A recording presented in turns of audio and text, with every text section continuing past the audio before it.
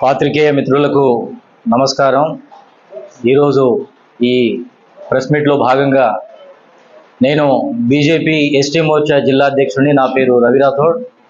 అలాగే మా రాష్ట్ర కోశాధికారి గిరిజన మోర్చా మా అన్న కృష్ణ రాథోడ్ అన్న, అలాగే మా ఎస్టీ మోర్చా జిల్లా ప్రధాన కార్యదర్శి మోహన్ రాథోడ్, అలాగే ఇటీవల కాలంలో మొన్ననే కారేపల్లి మండలం నుంచి జాయిన్ అయినటువంటి మాజీ ఎంపీటీసీ వీరు నాయక్ గారు పాల్గొంటున్నారు. కొన్ని రోజుల క్రితం మనం చూసుకున్నాము, బీజేపీ పార్టీ కండువ వేసుకున్నా, బీజేపీ పార్టీ గురించి మాట్లాడినా నవ్వుకునేవాళ్ళు, హేళన చేసేవాళ్ళు. కానీ పరిస్థితి ఈరోజు 30 రోజుల నుంచి మేము మా బంజారా తాండాల్లో ప్రచారానికి వెళ్తుంటే మా బంజారా సోదరిమణులు బ్రహ్మరథం పడుతున్నారు. ఈసారి మేము బీజేపీని ఖచ్చితంగా గెలిపిస్తామంటున్నారు. దానికి ముఖ్యమైన కారణాలు చాలా ఉన్నాయి. ప్రధానమైన కారణం మాకు బలమైన అభ్యర్థిని ఖమ్మంకి ఇవ్వడం. వారు మమ్మల్ని మీరు తండాల్లో ప్రచారం చేయండి, బంజారాలు మన బీజేపీ సిద్ధాంతాలకు చాలా దగ్గరగా ఉంటారు, వారిని మీరు ఓట్లు 1కి 2 సార్లు అభ్యర్థించండి అని చెప్పి తండాల్లో ప్రచారానికి వెళ్ళమంటున్నారు.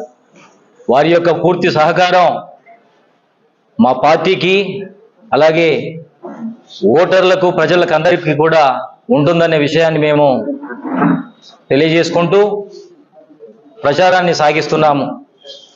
ఒకవైపు ఈ విధంగా మేము భారతీయ జనతా పార్టీ అతి వేగంగా తెలంగాణ రాష్ట్రంలో పుంజుకుంటూ ఉంటే, ఒకవైపు కాంగ్రెస్ ఎవరైనా ఒక పార్టీ అవినీతి చేసిందనో, అభివృద్ధి ఏమి చేయలేదనో ఇట్లాంటి వ్యాఖ్యలు చేయాల్సిన అవసరం ఉంది.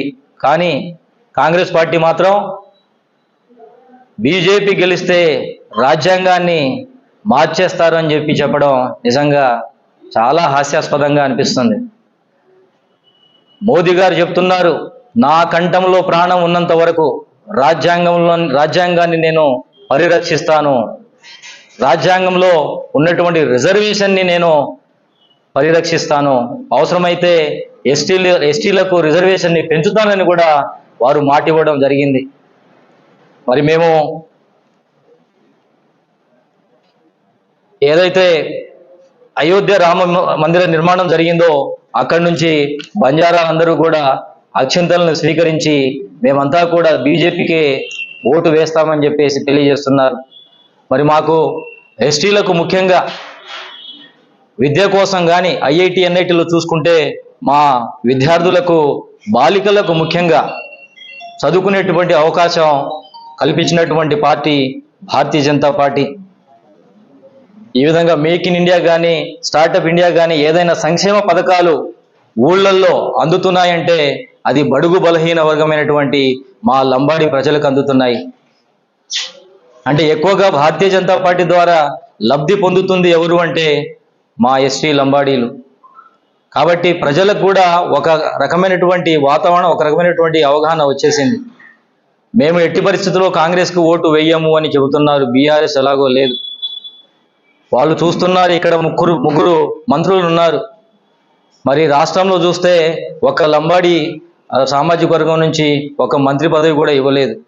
అంటే మాకు దక్కుతున్నటువంటి గౌరవం, లంబాడీలకు దక్కుతున్నటువంటి గౌరవం కాంగ్రెస్ ప్రభుత్వంలో లేదని ప్రజలు చెబుతున్నారు మాతో. కాబట్టి ఒక మంచి వాతావరణం ఏర్పడ్డది. ఆ వాతావరణంలో మేము ఖమ్మంలో కూడా దేశంలో గెలుస్తున్నాము, ఖమ్మంలో కూడా భారతీయ జనతా పార్టీ గెలుస్తుంది. మా బంజారా సమాజం మొత్తం కూడా, యావత్ బంజారా సమాజం మేధావులు అందరూ ఇప్పుడు చదువుకొని మంచి స్థాయిలో ఉన్నటువంటి మా బంజారా సమాజం కూడా ఆలోచించేటువంటి శక్తి కలిగినటువంటి మా బంజారా సమాజం ఒకప్పుడు మమ్మల్ని కాంగ్రెస్ పార్టీ ఓటు బ్యాంకర్గా చూసింది.